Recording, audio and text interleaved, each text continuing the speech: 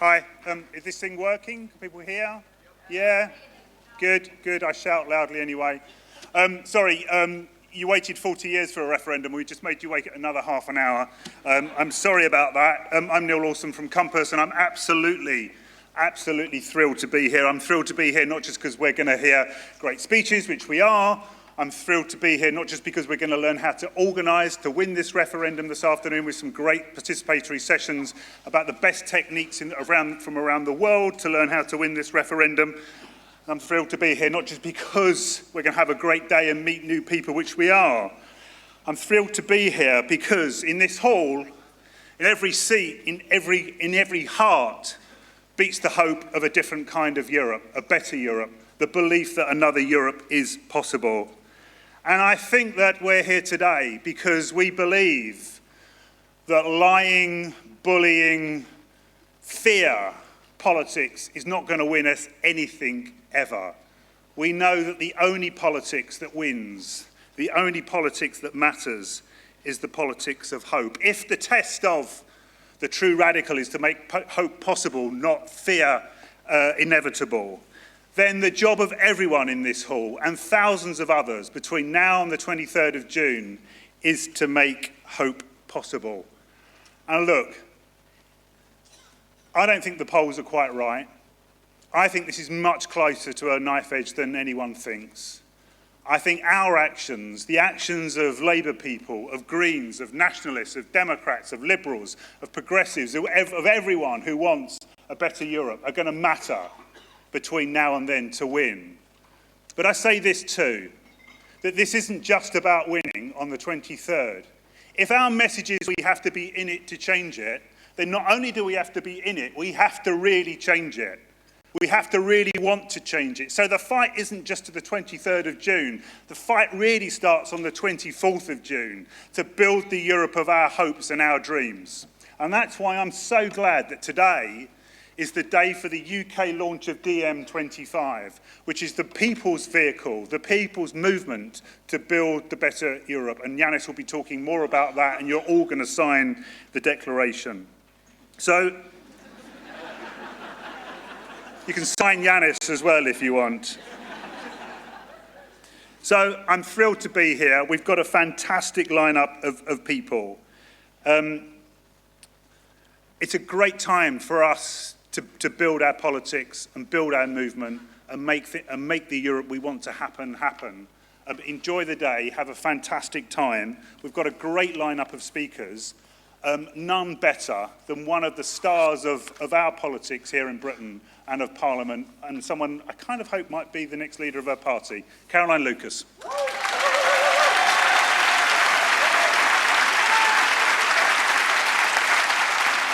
Thank you so much.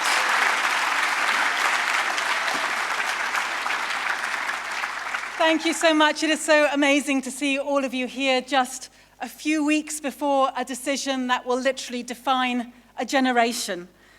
And we're here because the current debate, the daily diet of gloom and doom and xenophobia, is not speaking for us. We're here because this isn't just about a narrow transactional calculation about how much we put into the EU and how much we take out of it. This debate goes to the heart of what kind of country we want, what kind of people we are, what kind of future we want.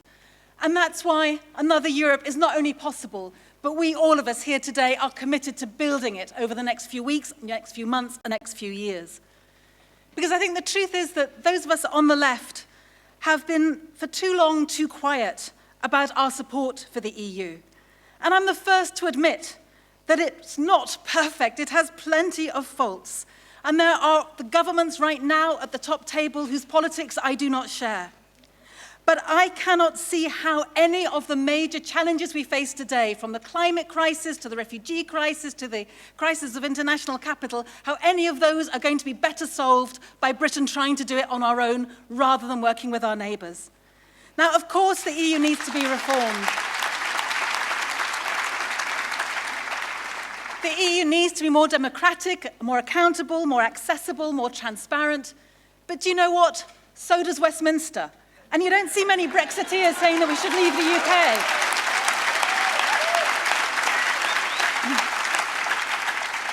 when I'm on the subject of democracy, at least our MEPs are voted through a fairer voting system. To hear MPs from this government lecturing us about democracy when they're from a government elected on 24% of the eligible vote, that sticks in my throat.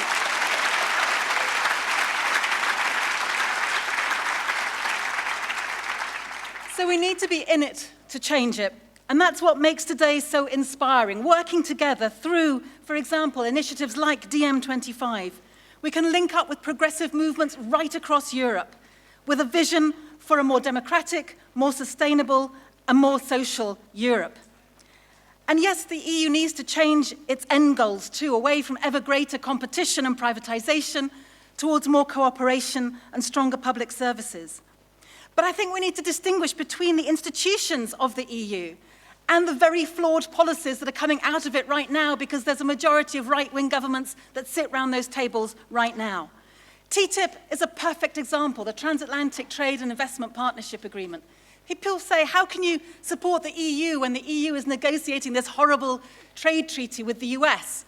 And it is a horrible trade treaty. You know, that has that horrible investor-state dispute settlement mechanism whereby private corporations will be able to sue democratically elected governments if they don't like the regulation, the health and safety, the social standards, the environmental standards that those governments are putting in place.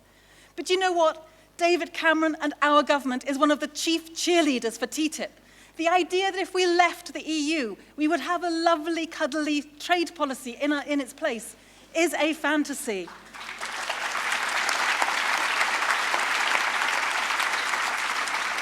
So our best chance of fighting TTIP is working with our colleagues across Europe, 3 million of whom have signed a petition against TTIP, 250,000 of whom were marching in the streets of Berlin.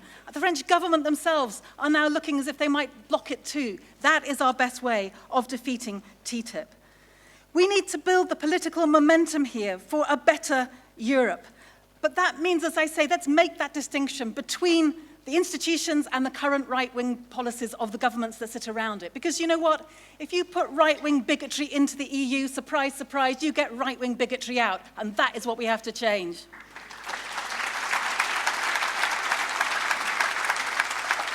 And I'm old enough to remember a time when it was the EU 15 and a large number of the ministers from the environment ministries were actually from the Green Party.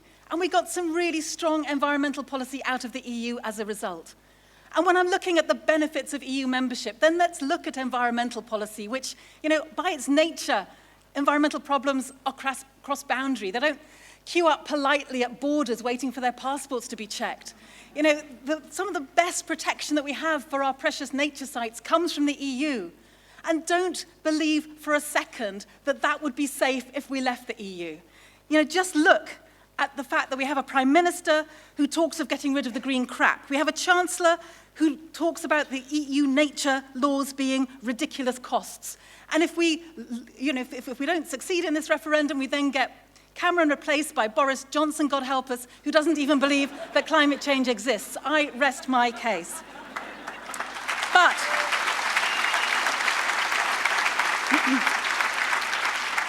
But today is also about making a very clear stand against the toxic anti-migrant rhetoric from the Brexiteers. Taking the debate out of the hands of the old guard, away from Tory infighting and downright xenophobia. I have to be honest in saying that part of what motivates me to be so active on this issue is fear of what could happen to this country if we leave. Because take a look at the campaign that is being run by the Brexiteers. This toxic mixture of harking back to an imaginary golden age and scaremongering about migration.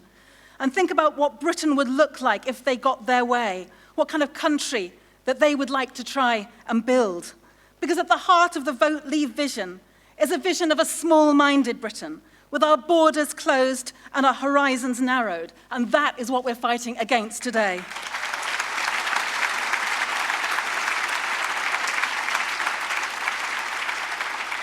But I want to say a few words specifically about free movement. What an amazing gift it is that we are able to live and love and work and study and move around 28 member states. We should not be apologizing for free movement. We should be celebrating free movement.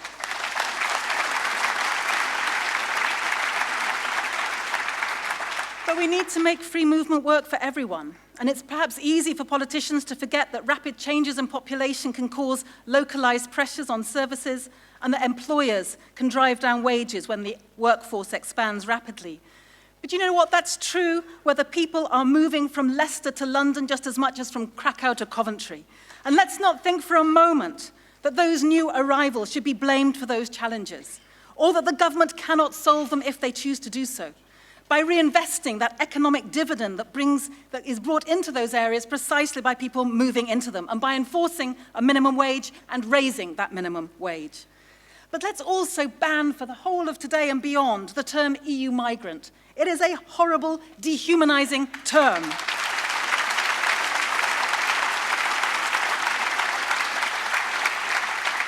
We are talking about our doctors, our nurses, our shopkeepers, our friends, our neighbours, our partners, and our loved ones.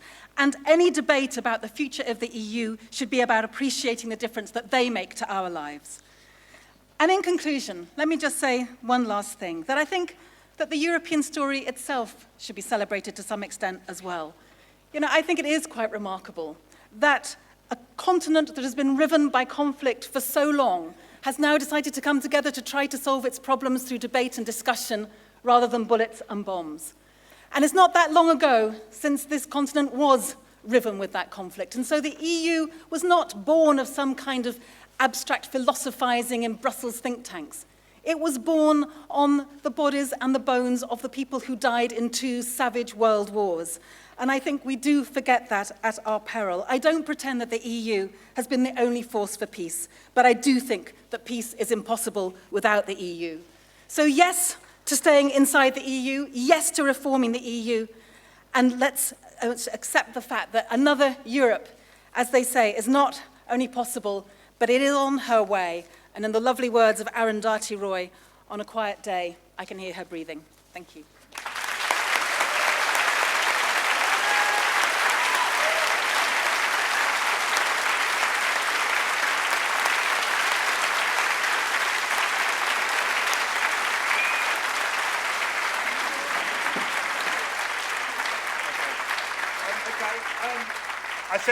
I said that Caroline is one of the brightest lights in Westminster. The other bright light is Clive Lewis, the Labour MP for Norwich South, and I'm really glad that Clive is here.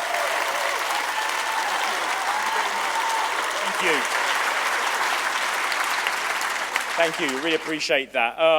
And thank you for everyone that's turned up today and all the people that put so much hard work into getting this off the ground. I think when we all walked in this morning, we were all not shocked, but pleasantly surprised by what we've seen. So thank you so much for your time and setting this up. Looking at today's agenda, the workshops and the forums on different elements of the key campaign issues that will be coming up today, it's clear that this event isn't just a political rally. It's much, much more than that.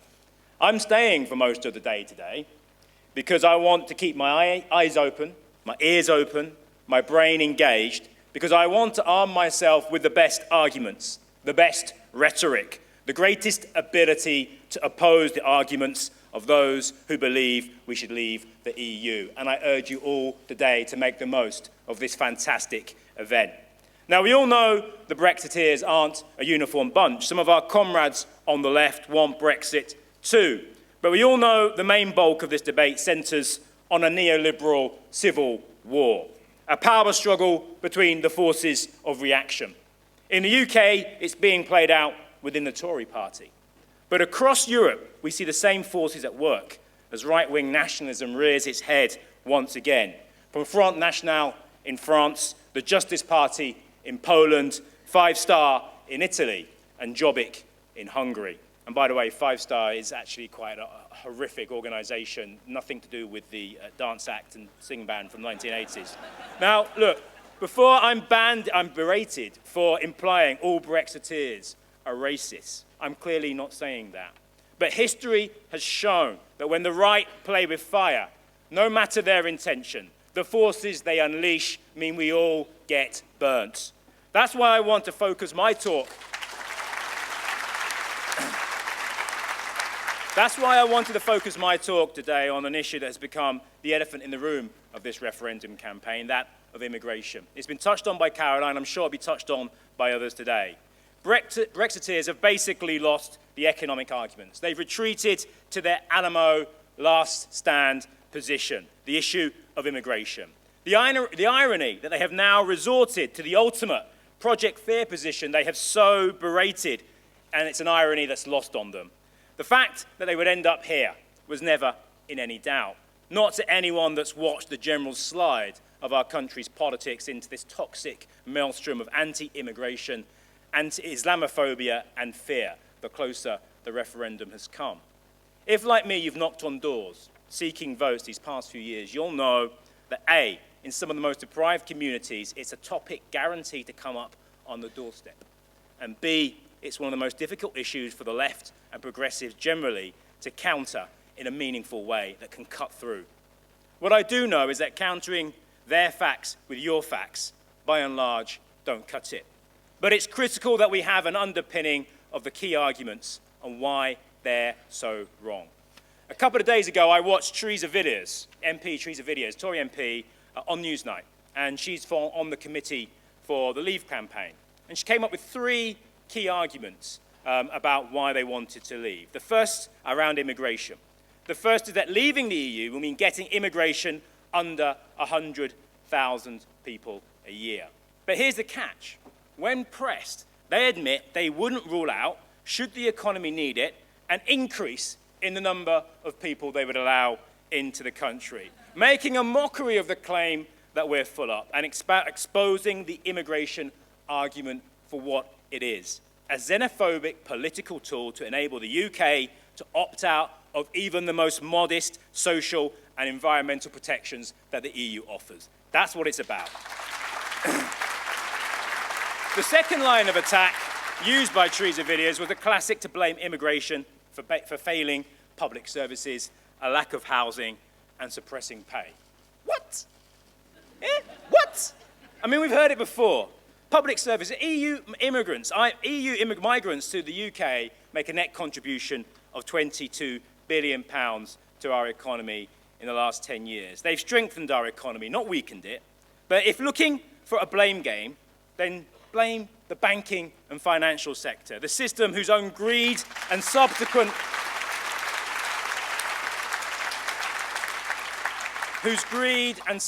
public bailout has been at the cost of our decent public services. Housing. Don't blame immigrants. Blame a Tory government that forced the setting off of council homes and never allowed them to be replaced, if you want to blame people for housing, not immigrants. And pay. They said that pay was being suppressed by immigration. The 5th richest economy in the world, where the top 1% bottom 50%, shared just 6% of the proceeds of the last decades of growth, while the top 1% shared 26%. Where even the IMF concedes that the draconian anti-trade union laws in place in this country have been the main cause of low pay and low demand in our country. Her last argument, though, was perhaps the most powerful, the fact that Brexit would enhance democratic decision-making. 2 things here. 1, the EU is in dire need of a democratic overhaul. It's our government that has been blocking radical EU parliamentary plans for an overhaul to tax avoidance and evasion. Our government that blocked an EU-wide harmonisation of corporation tax. Democracy must improve in Europe. It must change. But their way isn't the way that we need to follow. But this is the best line I've heard today. If the EU didn't exist, we would have to invent it. That came from this man sat here, I believe. Sovereignty left these shores a long time ago. With the advent of globalization, the rise of the mega corporations, only through better cooperation and international governance do we stand a chance of tackling the threats that humanity will face in the coming century. The British public know. The British public understand that the arguments that are being made at the moment do not resonate, do not make sense. They understand that this is an argument inherently in between the Tory party and itself. What they also understand is that if the Labour Party and if the left of this country want to defend Europe using more neoliberal arguments, then ultimately they will not cut through. The British public know that this doesn't make sense. We cannot win this campaign based on half-truths like this, just as we can't win on arguments based on fear. Hence, this is an opportunity to make our case, a positive case for a fairer, more ethical and sustainable economy that benefits the many and not just the few. It's time to join with our brothers and sisters across Europe who share our passion for a different vision for Europe, to make the case for a social Europe, a compassionate Europe, a sustainable Europe, a better Europe. That's our challenge this next month. Let's get to it.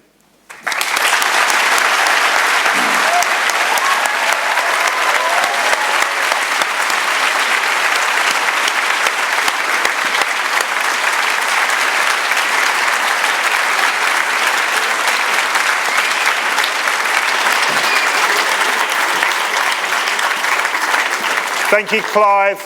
Great stuff, and anyone who quotes me gets longer to speak. I said earlier, we talked earlier about the politics of hope. I don't think anyone gives us more hope in his columns, in his TV appearances and his speeches than Owen Jones, and I'm so glad he's here. Owen, thank you.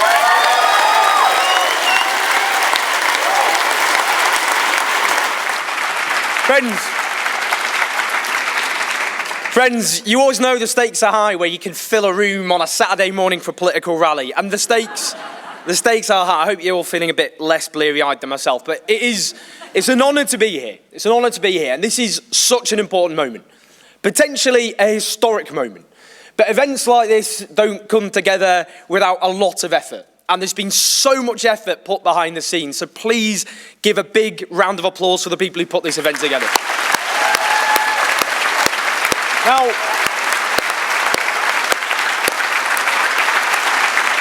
friends, the reason this is such an important moment is this. So far, this whole referendum debate has been a political wasteland. It has been a fight between two political factions. One faction believes in privatisation, in cutting our public services, on handing over our assets to the wealthy, and the other, on the other hand, supports privatisation, cuts, policies that favour the rich with added xenophobia and bashing of migrants. That is not a battle in which we have a dog. And this today is the beginning of a new voice, a movement based on hope, on building a new Europe, a democratic Europe, a Europe run in the interests of the majority. And it is absolutely up to every single person in this room to make that movement happen in the coming weeks. Now, friends, let's think about what's at stake. Think about basic workers' rights, which are currently guaranteed as part of EU membership, like paid annual leave, like rights for part-time workers. And the whole point of having these rights across the European Union is to prevent a race to the bottom. There you have basic rights so countries can't compete with each other on undercutting rights for working people. What do you think will happen to those rights that some of you in this room depend on and people watching? They will burn on a bonfire, and that bonfire will be lit by our new Conservative Prime Minister, Boris Johnson. We can't allow that to happen, and we won't allow that to happen. I don't know if you're booing Boris Johnson or me. It's very disconcerting.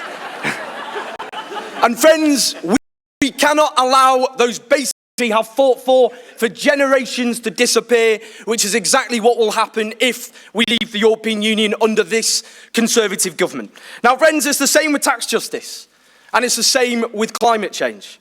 Across Europe, people have been campaigning for years, for decades, and that struggle has paid off. No, we haven't won the sorts of concessions that all of us probably in this room want, but we have forced change on our leaderships. Take, for example, the issue of tax justice. We all saw a few weeks ago those revelations, I'm not sure they were revelations, the Panama Papers are ritually across the world preaching the need for cuts while stashing their fortunes in tax havens in order to deprive the authorities of the taxes they should be paying. Now, friends, because of people campaigning, including in this country, the campaigners, for example, of UK Uncut, The issue of tax justice has been forced on the agenda. And in the aftermath of those revelations, because of people campaigning and struggling and protesting, they forced action from people, leaders across the European Union. Not far enough, no, but something.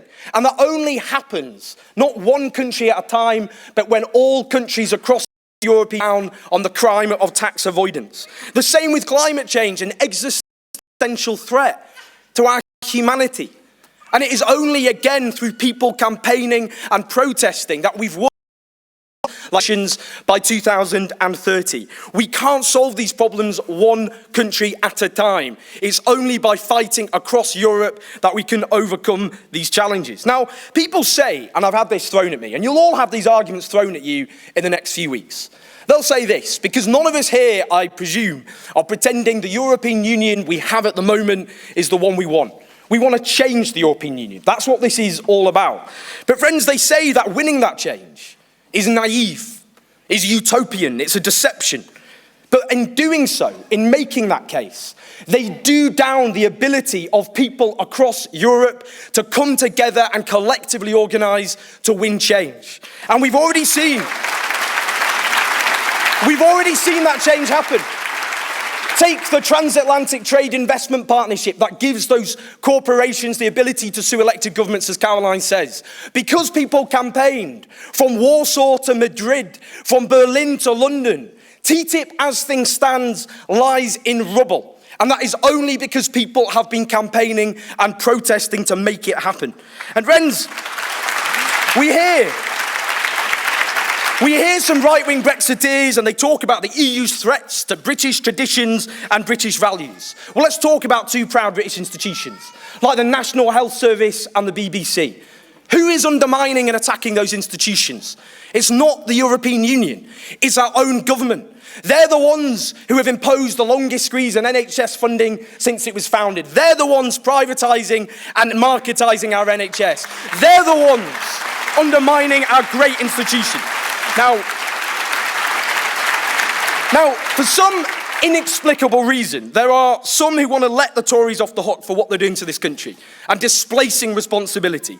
But it wasn't the European Union who privatised our railways. It wasn't the European Union who repealed our hard-won workers' rights. It wasn't the European Union who implemented massive cuts. That's our own government here in London. They're the ones responsible, above all, for these injustices. And just to finish off, because this is absolutely critical, and it is the nature of the Leave campaign. Now, we are used to campaigns of fear. We've had all too many of them in the last few years. And we had one very recently in London. Zach Goldsmith attempted to win in London by stirring up fear and Islamophobia and prejudice and racism. And the people of London turned round and told him where to stick his xenophobia. That's what they did. Now, we said no to bigotry. We said no to bigotry, and a desperate Leave campaign is now trying to stir up prejudice, portraying people from different countries as murderers, as rapists, as criminals, as Turkish criminals are going to swamp us and all the rest. What will happen if Britain leaves? It will be seen as a vindication of that campaign. A Tory right will be seen triumphant. They will come to power under Boris Johnson, and they will see that their whole campaign of xenophobia has been vindicated. Those workers' rights will go. The cuts will continue, almost certainly accelerated. It doesn't have to be this way. We can unite with people across this continent. All over Europe, people are campaigning and protesting and trying to change their own countries and Europe as a whole. It is up to us to stand with them, not to turn away. It won't be easy. It will be hard. But change never is easy. And the way we get change is not the goodwill and generosity of the powerful, but it is the struggle and sacrifice of people from below. So let's stand with people across Europe. Let's have hope. And let's build a new democratic Europe run in the interest of the majority. Let's do it.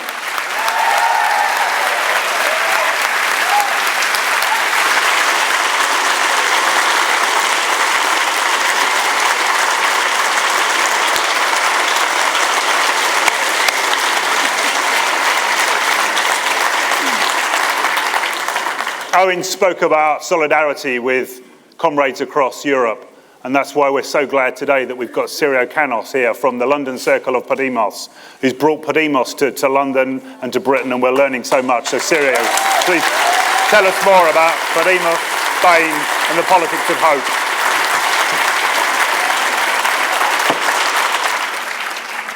Thank you, Neal, and thank you everybody who's here filling this room with hope and good ideas. I'm really looking forward to hearing them throughout the day. Europe is in crisis, and this is a crisis which is not just political, economic, and social. It's also of identities and values. We no longer know what Europe stands for or what's the point of it. And it's really difficult not to question the EU when you think about the secretive and democratic nature of the TTIP negotiations, when you think about observe ineffective measures that were imposed against the demo country. It is really difficult when with the refugees, a continent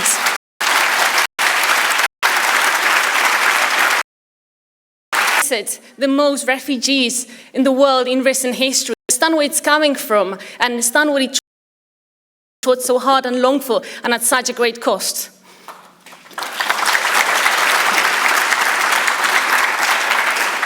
It often comes as a surprise to people that it is precisely the countries most affected and that have suffered the most at the hands of the Troika, such as Greece or Spain, that are also the most pro-European.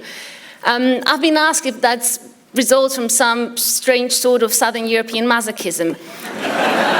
It doesn't. It stems from a very vivid memory of what Europe without the EU looked for us. It stems from remembering that the last 30 years have been the greatest period of peace, stability, prosperity, solidarity, and respect for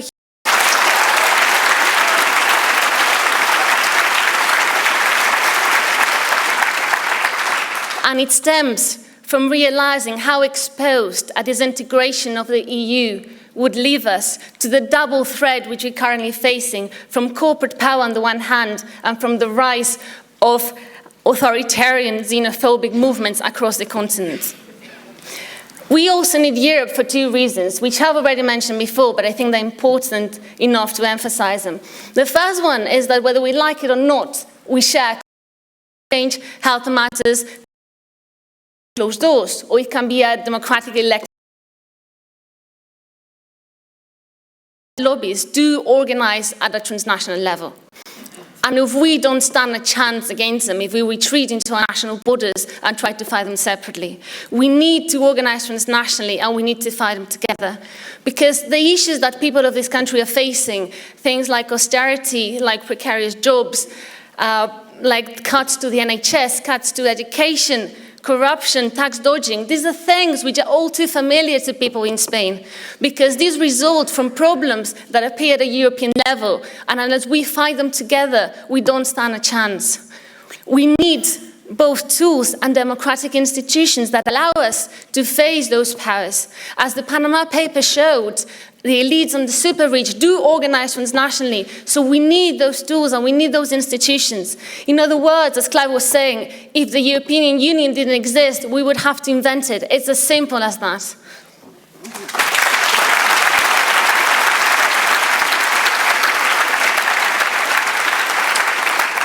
There's many, many things about this Brexit debate that I like in terms of the things that's bringing to the fore and the discussions. There's also things which really annoy me. The issue of migrations have sufficiently been discussed, so I won't go into that. The second is the common use of the Brexiters of the term sovereignty. And the thing is, sovereignty is not defined by an institution or an unelected power. So if you're really for sovereignty, what you should be doing is to try to democratize the European Union, not to ditch it altogether, because many of those decisions will still be taken and we, ordinary people, won't have a say in them. So if you're really for sovereignty, democratizing the EU is the way forward.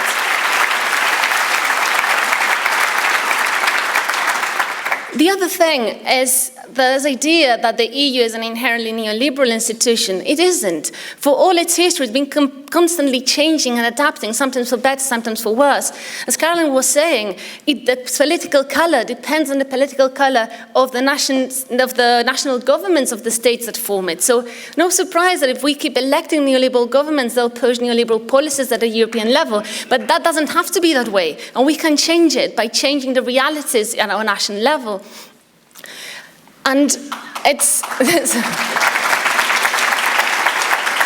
okay. The Greek case is often put as an example of why the EU is beyond redemption, when I actually think, as painful as it was, it shows the exact opposite.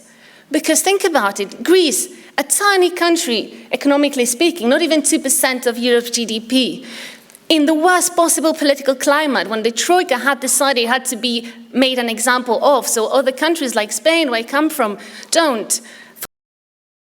And so intense, European elites to even remotely caring for democracy and human rights.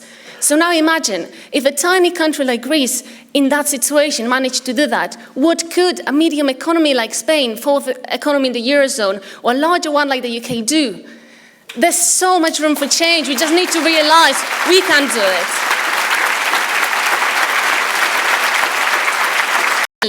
The political landscape in Europe has dramatically changed since that awful summer. Now, not only we have cities are in power. We also, in Greece, we also have a progressive government in Portugal, which has successfully renegotiated conditions with Brussels. We have, in Spain, we're about to have general elections at the end of the month, and Podemos and Itzalis result. Have Jeremy Corbyn that has completely changed and brought hope to what was an absolutely barren land. Now, even in Italy, even Renzi is questioning, like somebody like Renzi, the fact that somebody like Renzi is questioning the Troika's diktat shows you how much the political landscape is changing. There is a battle in Europe between austerity and democracy, and we're tilting the board towards us democracy. We just need to keep going in that direction.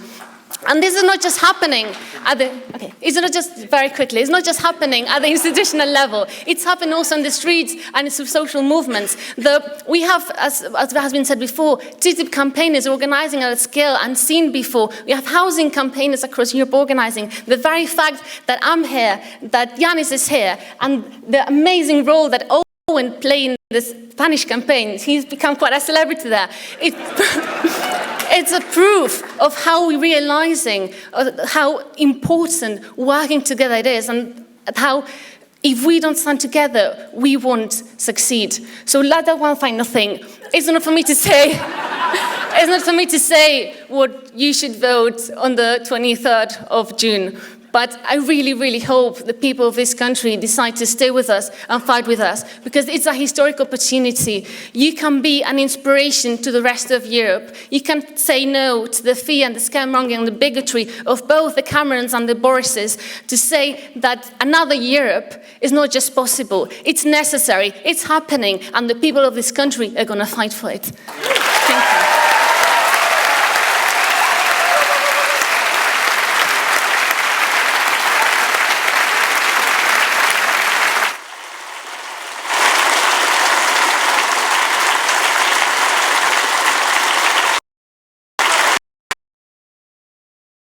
Absolutely thrilled and delighted to introduce and help found Open Democracy.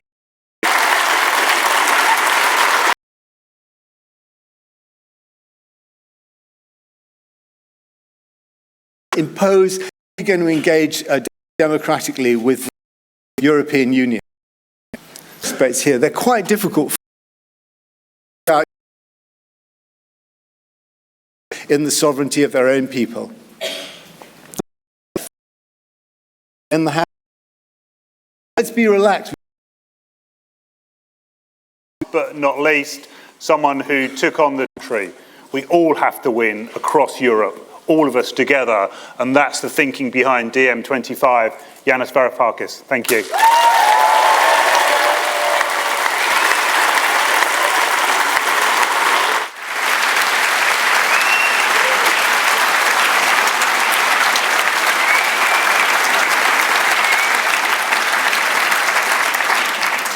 Well, the trouble with referenda is that they make for odd bedfellows and odder opponents.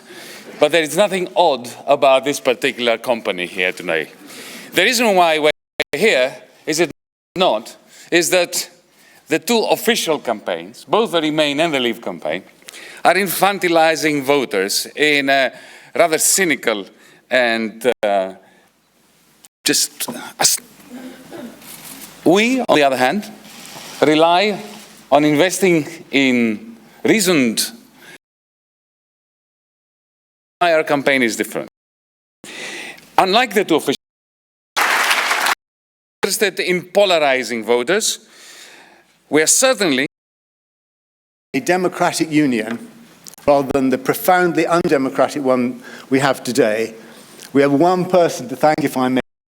We are working for change. We are campaigning to tear up the status quo, but to ensure that change is progressive.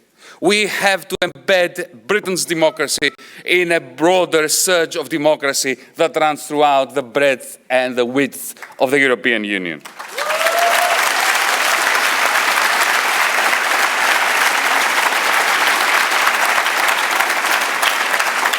This is why here, about to sign the London Declaration for a social Europe, a democratic Europe, a dynamic Europe, a peaceful Europe, an open Europe, a sustainable Europe. When I was a student, back in the old Thatcherite era, I had a friend who actually loathed parties. But he used to never miss a single one because he needed to have something to bitch about the next morning. Now, my message to my British friends is, don't be like him. Don't stay in Europe just to complain. And my message to you, comrades, is after this event, we must all go out there and campaign. Campaign and campaign. To bring out the vote that will cause us to stay in the European Union with enthusiasm against and by opposing them.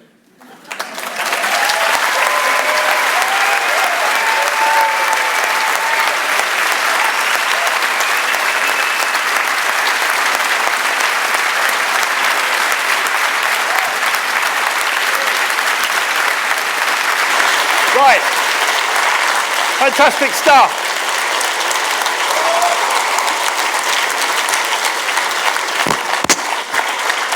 So we're going to ask Yanis and all the speakers to sign. Yanis, do you agree with this declaration? Just about. Sure I do. Sign it. The London Declaration, and all of you can sign this. This is online. Come on, Anthony. Anthony, help write. Sirio, sign it on behalf of the whole of Spain.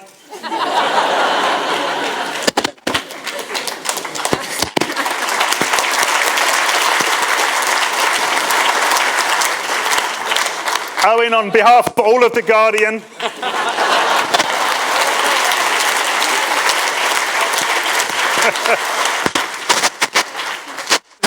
Clive, everyone in the Labour Party, absolutely everyone in the Labour Party. Absolutely fantastic. Talk and think for about 20 minutes. Now, Claire, do you just want to come up and tell people what's going to happen? Microphone or something. And just to make, I know we thanked them earlier, but just, I'm not going to get everyone's name, but you want to do it from there. Just, you know, Michael, Luke, Deborah, Tom, Becky, the people from Another Europe, if possible, have been working like Trojans to make this event happen and possible. So can we put our hands together for those people and all the volunteers that have made it such a fantastic day.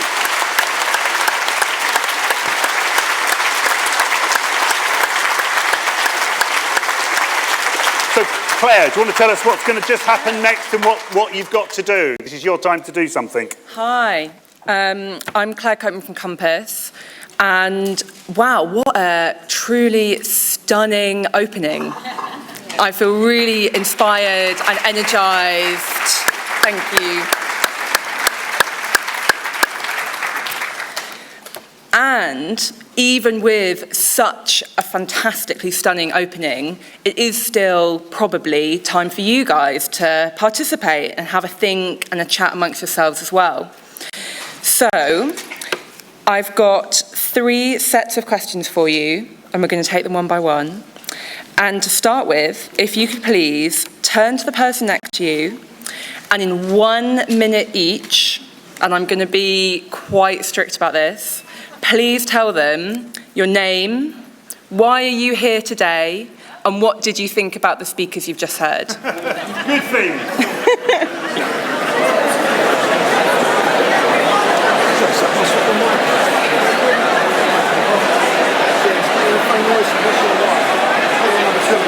Should I get a microphone?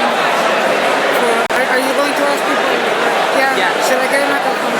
Yeah, I think we need maybe 4, maybe one person on each staircase.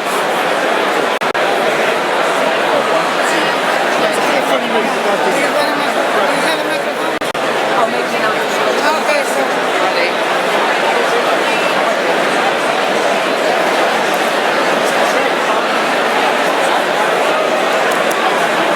I don't know how long was given for this, but probably keep it down to as short a time as possible. Yeah.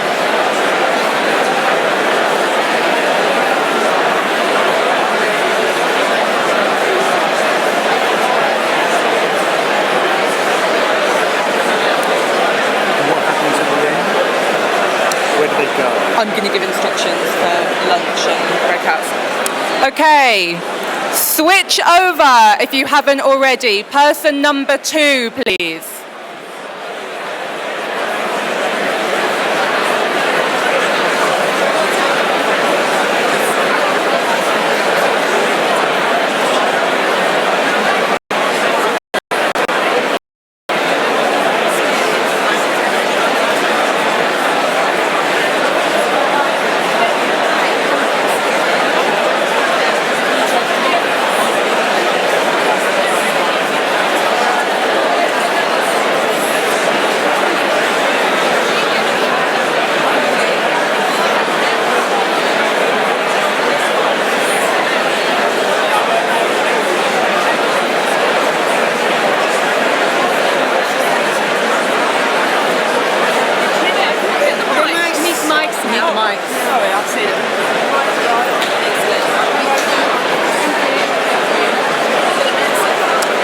Okay, thanks everyone. If you can please quiet down.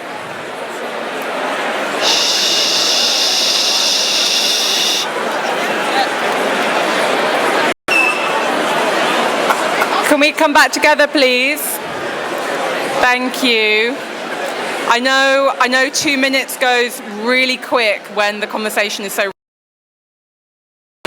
But it is time to move on to the next question. And if the stewards with the roving mics can please all be ready. Lovely.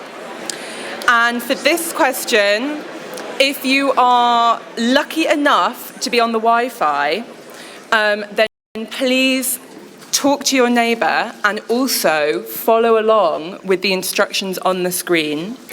And then through the your answers amongst yourselves. Sorry, that's not good enough. There's plenty.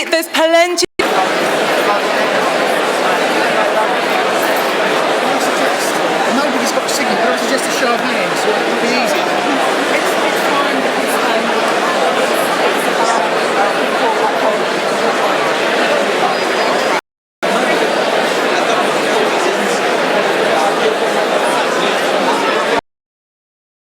Where are you at right now? In, out, don't know. And what is your top reason? So if you could please stand straight up in the air, and a steward with a roving mic will come find you. And if we take this person just here, thank you. Mic to this person next. Well, we both agree. Worried about left in an ultra-Tory society with a mandate of the electoral voters on the a lot. We're also very worried about the right-wing media and the way it's misrepresenting and distorting the arguments during this referendum. But we're both... Online poll, some people probably... very much to everybody at home who's commenting. It's fantastic to be able to see and read your thoughts as well. And if we listen to this person over here and get a mic. Nothing.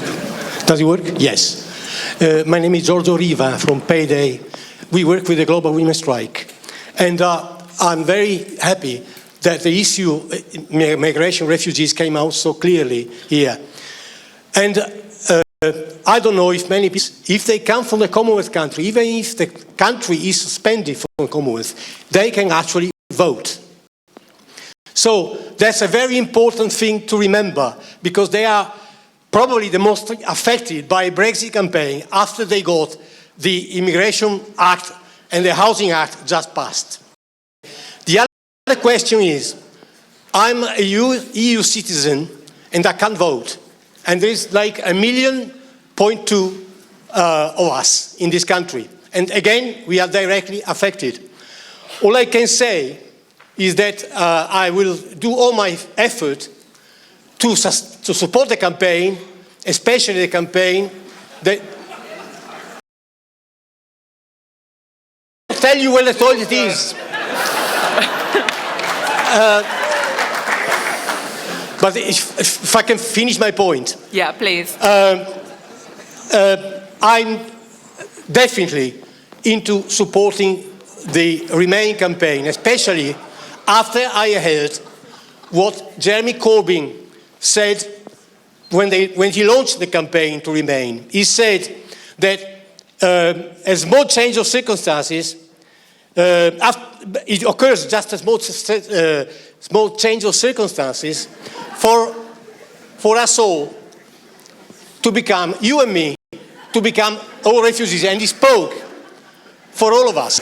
I'm sorry, people seem to be more interested in what is written there. I'm sorry. You know. Okay, thank you. Thank you. And let me finish with this. I think sorry. I'm sorry, we're very short on time. Okay, I'm finished. I'm finished saying that we defeated, in Austria, we defeated the Nazis narrowly. We can defeat Brexit much bigger way. Thank you. Thank you. Thank you. Okay, so we can take this person here, and if we can please get a mic to this person in the front row, and that will be the final contribution.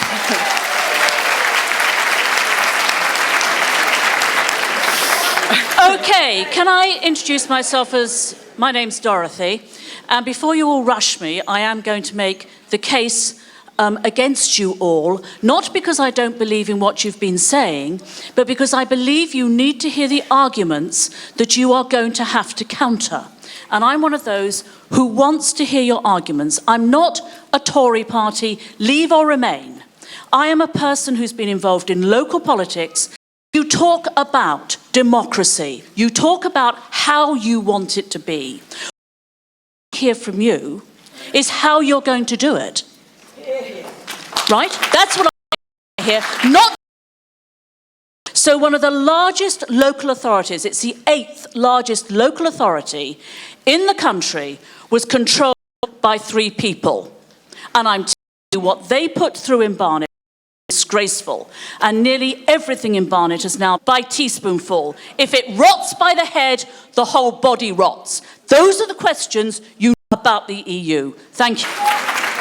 And we had one more. Did you want to come in? Yeah? Okay, can we get a mic down to the front row, please? And this will be the last comment from this section, and then we'll move on to the final question.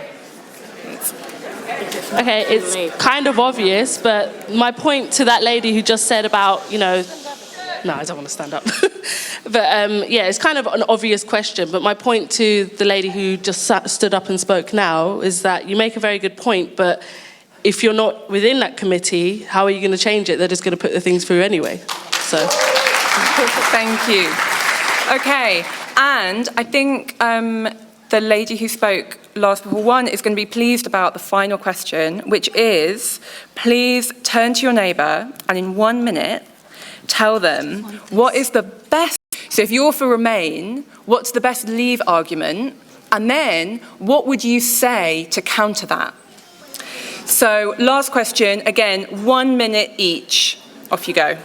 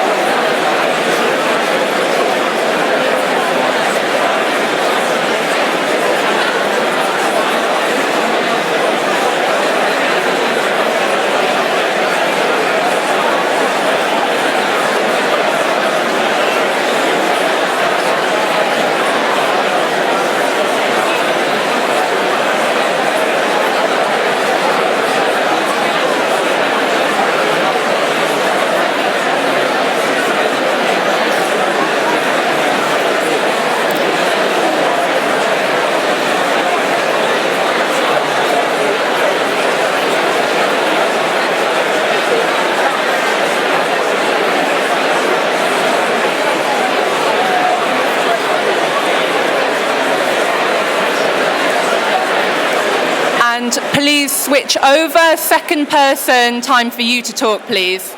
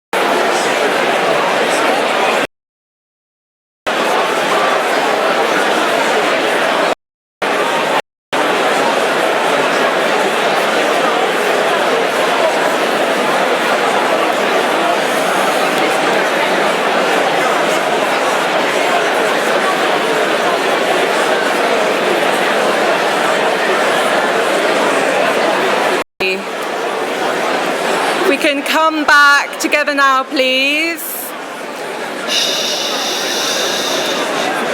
Thank you. Say more time throughout the day. We've clawed back 5 minutes late.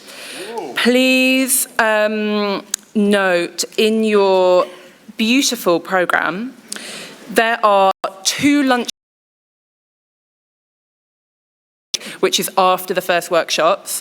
For those of you, I'm getting to that, for those of you who absolutely must eat now, or, you know, half of you, there are 2 places to get food. One is directly outside the exit to this room, which is just outside this, which is the Logan Hall. And on the street where you came in from, hundreds of bagels for your enjoyment. So please do take a break. Also, take a look as you eat your lunch on page 7 of the program.